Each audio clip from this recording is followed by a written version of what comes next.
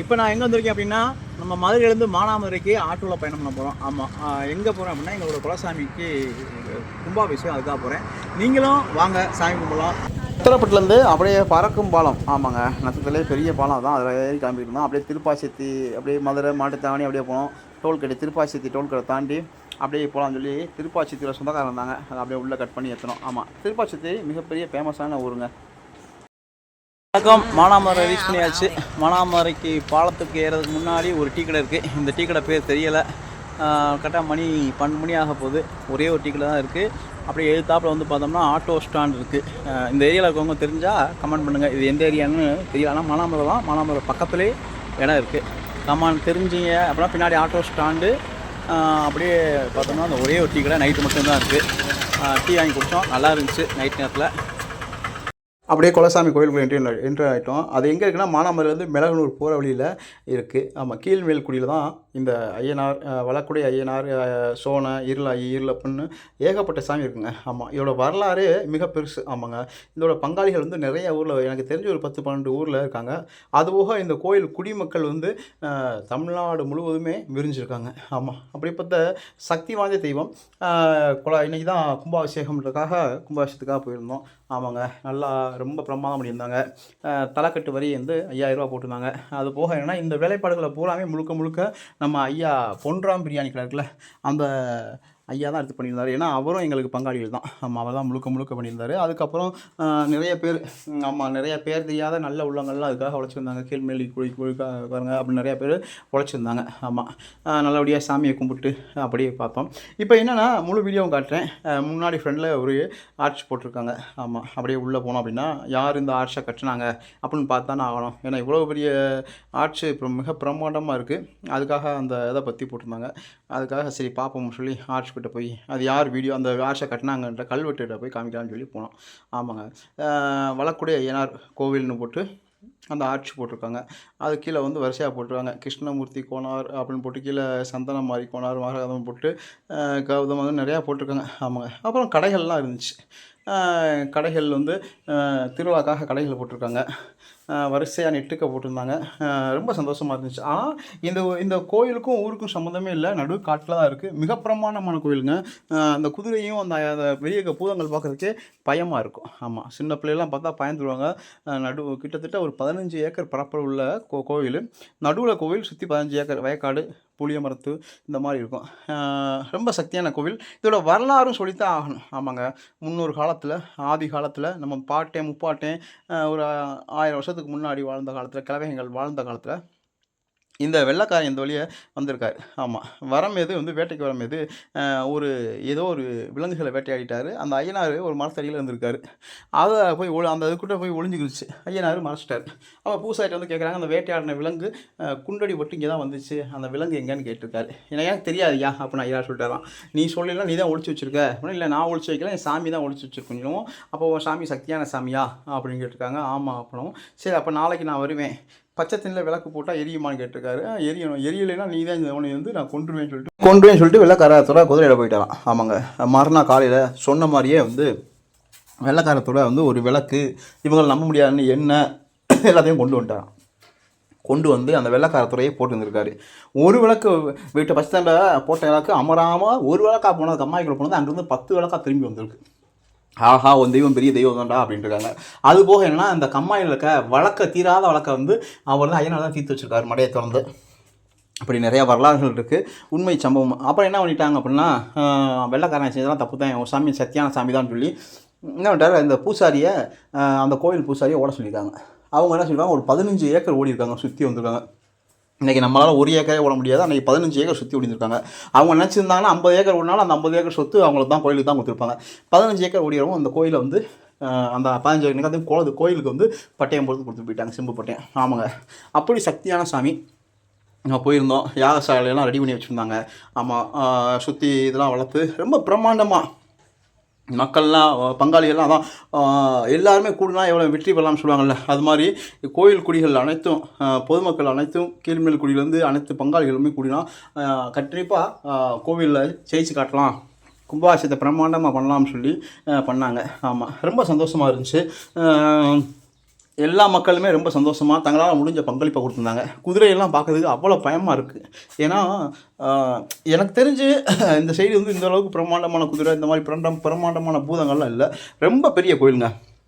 அதே சமயத்தில் காளி ரொம்ப கோபமாக இருந்துச்சு. இப்போ வந்து கொஞ்சம் சாந்தமாக மாற்றி வச்சுருக்காங்க. அப்புறம் என் வீட்டுக்காரமாகலாம் எல்லாம் போயிருந்தோம். இப்போ கை அச்சு வைக்கணும்னு சொல்லியிருந்தாங்க. சரி, வருஷத்தில் ஒரு நாள் தானே அப்படின்னு சொல்லி நான் அங்கே இருக்க மக்கள்கிட்ட கொடுத்து அவங்க கை அச்சு வச்சாங்க. ஆமாம், நல்லா பெண்களுக்கு அந்த கை மருதாணி தான் போட்டால் நல்லாயிருக்கும். இன்றைக்கி அதுக்கான நேரங்கள் இல்லைன்றனால அந்த கை அச்சு வச்சுருந்தாங்க.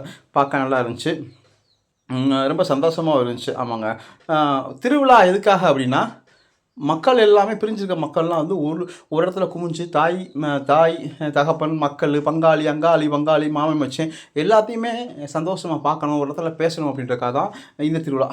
நான் சந்தோஷமாக முதல் நாள் நைட்டே போயிட்டேன். நானும் என் பங்காளிகள் எல்லாமே நைட்டே வந்துட்டாங்க. ரொம்ப பிரமாண்டமாக இருந்துச்சு. சாமியை கும்பிட்டோம். என் தம்பி, எங்கள் சித்தப்பா, மாமன் மச்சனை எல்லா சொந்தம் எங்கே திரும்பினாலுமே சொந்தங்கள் தான் இருந்துச்சு. இது இங்கே நிற்கிறது பூரா என்னுடைய சொந்தங்கள் தான். ஆமாங்க, உட்காந்துருக்கிறது பூரா. இப்போ இதெல்லாம் வந்து திருவிழா மட்டுமே சாத்தியமாகும். மாமன் மச்சனை பங்காளி எல்லாம் ஒரு இடத்துல வரும்போது அவ்வளோ சந்தோஷமாக இருந்துச்சு. நல்லபடியாக சாமி கும்பிடணும் அப்படின்ட்டு வந்துருந்தோம். இந்த முன்னாடி பிறகு தம்பி வந்து கிஷோர். ஆமாம், அப்புறம் என் மையங்களை கூப்பிட்டு போய் விளையாட்டு பொம்மைகள் அவனுக்கு தேவையான பொம்மைகள் வாங்கி கொடுத்தாரு. இங்கிட்டு இருக்கிறது என் தம்பி முத்துக்குமார், இங்கிட்ட இருக்கிறது அன்னை மக, இது வந்து பாப்பா. எல்லாருமே வந்து சந்தோஷமாக இருந்தோம். ஆமாங்க, திருவிழா அப்படின்றப்ப அவ்வளோ மன சந்தோஷமாக இருந்துச்சு. ஐயர்லாம் வந்துட்டாங்க, வந்து யாகசாலைகள் ஆரம்பிக்கணும் அப்படின்றக்காக அவங்க காலையில் எழுந்திரிச்சு வந்துட்டாங்க. ரொம்ப ஒரு மகிழ்ச்சியானது. நீங்களும் உங்கள் குலசாமிக்கு போயிருப்பீங்க, எல்லாருமே உங்கள் குலசாமிக்கு போயிருப்பாங்க. ஆமாம், 7 கடல் தாண்டி இருந்தாலுமே நம்ம குலசாமி தான் வந்து நம்மளுக்கு வந்து காவ காக்கணும். ஆமாம், நீங்களும் இந்த மாதிரி குலசாமி கோயிலுக்கு போயிருந்தீங்க அப்படின்னா அனுபவத்தை கமெண்டில் பண்ணுங்கள். நீங்களும் இந்த குலசாமி வளக்குடைய ஐயனார் சோனாயிரலாய் சாமி கும்பிட்றவங்கன்னா கமெண்டில் சொல்லுங்கள். நானும் இந்த சாமி கும்பிட்றோம் தான் அப்படின்னு கமெண்ட் பண்ணுங்கள். ஆமாங்க, சாமி இல்லாம நம்ம இருக்க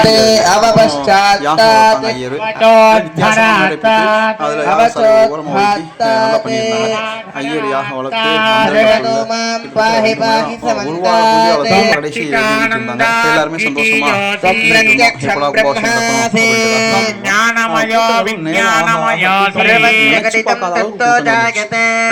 அவ்வளவு கூட்டம். அப்புறம் விநாயகர் சிலை வந்து கொஞ்சம் தான் இருந்துச்சு, அதையும் புதுப்பிச்சு கும்பாபிஷேகம் விநாயகருக்கும் வச்சிருந்தாங்க. ஏன்னா அவர் தான் முதல் கடவுள். ஆமாங்க, உள்ள எல்லா சாமிக்குமே சிலை இருக்குங்க. ஒரு சாமி இல்லை, எல்லா கோவிலுக்குமே இந்த கோவிலில் எல்லா சாமிக்குமே சிலை இருக்குது. மிக பிரமாண்டமான கோவில் சொல்லல, இது இங்கே இல்லாத தெய்வங்களும் இல்லைன்னு சொல்லலாம். அந்தளவுக்கு வந்து அம்மா சாமி கும்பிட்டாங்க. அவங்களோட தான் அவங்க சாமிக்குள்ள ஆயுதம் பார்த்தீங்களா, அந்த காலத்து பழமையான ஆயுதங்கள் அருவா எல்லாமே, வீரபத்திரகாளி அப்படின்னு நிறையா சாமிகள், இங்கே இல்லாத சாமிகளே கிடையாது. அந்தளவுக்கு எல்லா சாமிகளும் இருந்துச்சு. இதுதான் உள்ள சாமியோட கற்பகத்தில் உள்ள நுழைவாயில். இது ராஜகோபுரம். கும்பாபிஷேகத்துக்கான ஏற்பாடுலாம் நல்லா இருந்துச்சு. சரி, அப்படியே போய் சுற்றி காட்டலாம் அப்படின்றக்காக தான். ஏன்னா நிறைய பேர் கும்பாபிஷேகத்தை பார்க்க முடியாத உறவுகள் நம்மகிட்ட இருப்பீங்க. அவங்க இந்த கும்பாபிஷேகத்தை நேராக பார்க்கணும் அப்படின்றக்காக தான் இந்த வீடியோ எடுத்து போகிறேன். வீடியோவை ஷேர் பண்ணுங்கள், அப்படியே லைக் பண்ணுங்கள், கமெண்ட் பண்ணுங்கள். நம்ம மலைகளின் காதல் யூடியூப் சேனலில் சப்ஸ்கிரைப் பண்ணுங்கள். ஆமாங்க, இது வந்து என் தம்பி, இது எங்கள் சித்தப்பா, எங்கள் அப்பாவோட கூட பிறந்த தம்பி மூர்த்தின்னு பெங்களூரில் இருக்கார். இந்த கோயிலுக்காக ரொம்ப கஷ்டப்பட்டு இவரும் வேலை பார்த்தவர். அதாவது நம்ம அப்பன் சிவன், விநாயகர், பார்வதி, முருகன் எல்லா விஷயம் இருக்குது. இந்த கோவிலுக்கு தலை வருஷமாக வில்வ மரம் இருக்குது. ஆமாங்க, வில்வ மரம் இருக்குது. சரின்னு சொல்லிட்டு இங்கிட்டு தம்பி 2 பேர் இருந்தாங்க. அதுவும்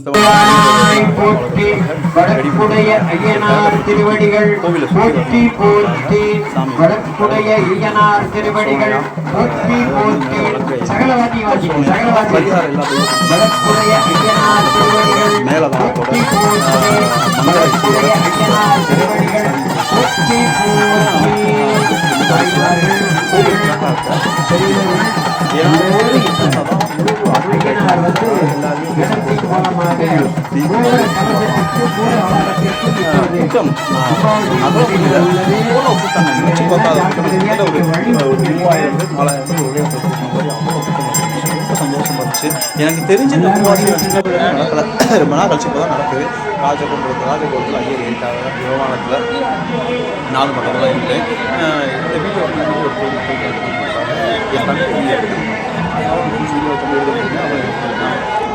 ஐயர் வந்து கடலில் பார்ப்பாங்க. 2 கடல் வந்து ஆகாயத்தில் வந்து சுற்றுச்சு. ஆமாங்க, 2 கரண்ட் வந்து வாகனத்தை சுற்றி வந்துச்சு. நேராக மைய கோபுரம் அதாவது கலசத்துக்கு நேராக ஒன்று சுற்றி வந்துச்சு. சாமியை கும்பிட்டு அவங்க புனித கலசத்தோட நீரை மேலே ஊற்றுனாங்க. எல்லாத்துக்குமே வந்து கோவிந்தா கோவிந்தா கோவிந்தா அப்படின்னு சொல்லி அந்த சத்தம் வந்து விண்ணை அதிர செஞ்சிச்சு. அவ்வளோ சந்தோஷமாக சாமியை கும்பிட்டாங்க. ஆமாம், இதை அதாவது இந்த கோபுர கலசத்தில் நீரை ஊற்றுறத பார்க்கறது கோடி புண்ணியம் வேணும். இதனால் நீங்களும் அந்த புண்ணியம் உங்களுக்கும் கிடைக்கட்டும். ரொம்ப சந்தோஷமாக இருந்துச்சு. இந்த கும்பாபிஷேகம் முடியவும் அருஞ்சுவை உணவு கொடுத்தாங்க. ஆமாம், காலையில் ஒரு 10:30க்கு ஆரம்பித்தது, கும்பாபிஷேகம் முடியவும் ஆரம்பித்தது. ஆமாங்க, சாயங்காலம் 5, 6 மணி வரைக்கும் அல்ல குறையாத அமிர்தம் மாதிரி சாப்பாடு கொடுத்துருந்தாங்க. சாப்பாடு அனைத்தும் அவ்வளோ சுவையாக இருந்துச்சு. ஆமாங்க, கிட்டத்தட்ட ஒரு 1000, 2000 பேருக்கு மேலே வந்து சாப்பிட்ருப்பாங்க. அவ்வளோ கூட்டங்கள் இருந்துச்சு. ஆனால் மனநிறைவான சாப்பாடு. ஆமாம், இதில் வந்து சொந்தம் புதுசாக கிடச்சது. இந்த ஐயா தான் கீழ்மேல்குடி, அந்த கோயிலில் முக்கியமானவராக. ஆமாங்க, நம்ம சேனலை சப்ஸ்கிரைப் பண்ணுங்கள், லைக் பண்ணுங்கள், கமெண்ட் பண்ணுங்கள்.